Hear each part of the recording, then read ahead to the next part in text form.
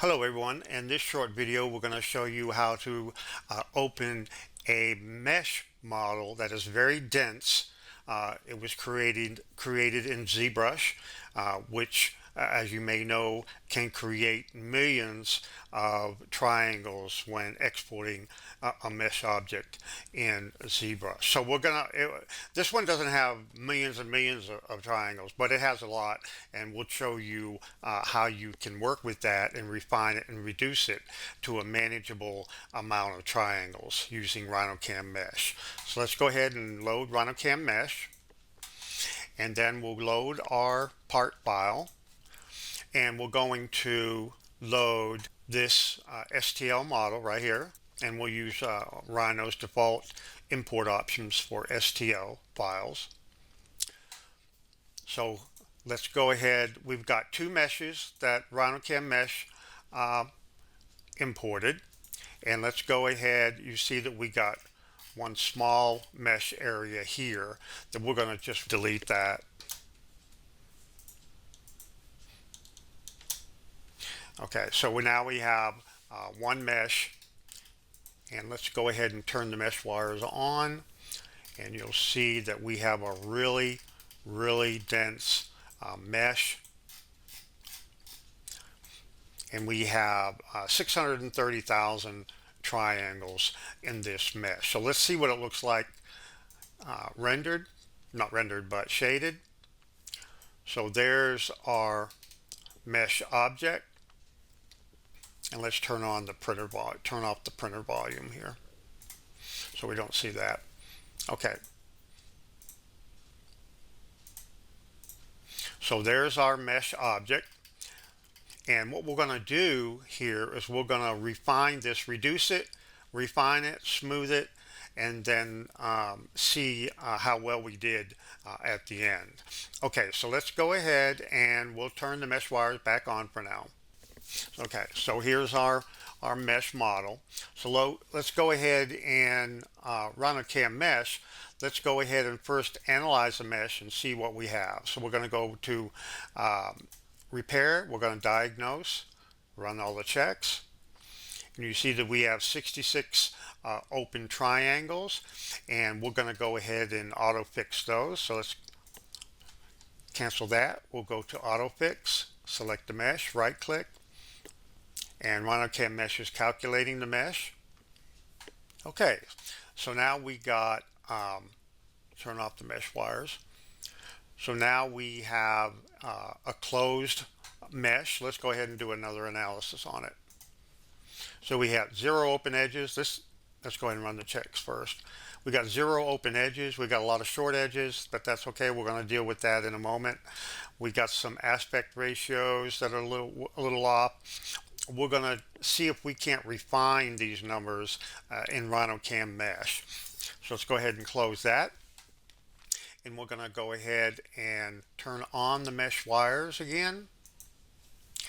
And we're going to go ahead and do some inspect and modify on the mesh. The first thing we're going to do is we're going to remesh the object. So we'll pick remesh. And for the remeshing parameters, we're going to select uniform. We're going to do an edge length of 2 millimeters, 4 iterations, and we'll pick remesh. Okay, I checked that mesh, and the edge length is way too large. I didn't bother to wait and show you what it was because it was fairly large. So let's reduce this edge length to 0.5, and let's remesh it again.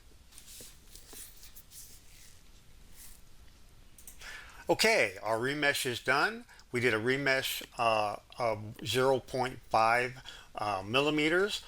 Let's go ahead and zoom in a little bit, and on that you can see we got a nice uniform mesh on that. It looks really nice. So all of basically what we did is we remeshed it, and all of the triangles now are 0.5 millimeters apart. That looks pretty good. Let's go ahead and render that or shade that. Let's turn the mesh wires off first. So there's our mesh. We still got some unevenness.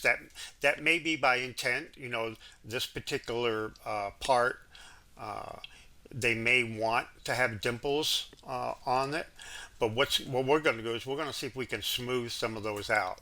And you can look at, to get an idea of what the dimples look like, we'll do some curvature analysis. So here you can see, really see all the little dimples in the mesh. So let's go ahead and see if we can smooth some of that out. So we'll cancel that out. We'll go to the Inspect and Modify tab. We're going to smooth the mesh, and then we're going to allow it to shift in both directions, and we're going to have a constraint distance of 2, and then we're going to do one iteration at a time, and let's smooth this out.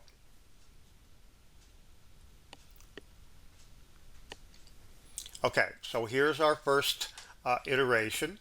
Let's go ahead and do a curvature analysis again.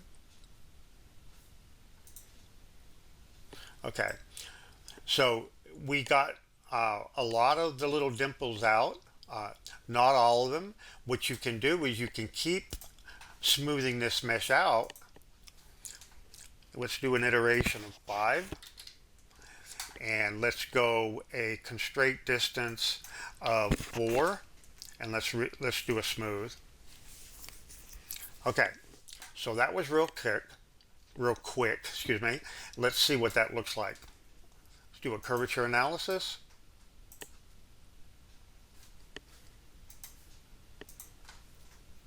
Okay, so that got the dimples a little bit larger and spread out. What you can do is you can keep doing the smooth operation until you get the type of results that you want to work with. Let's take a look at the number of triangles. So we're down to 187,000 triangles in this mesh.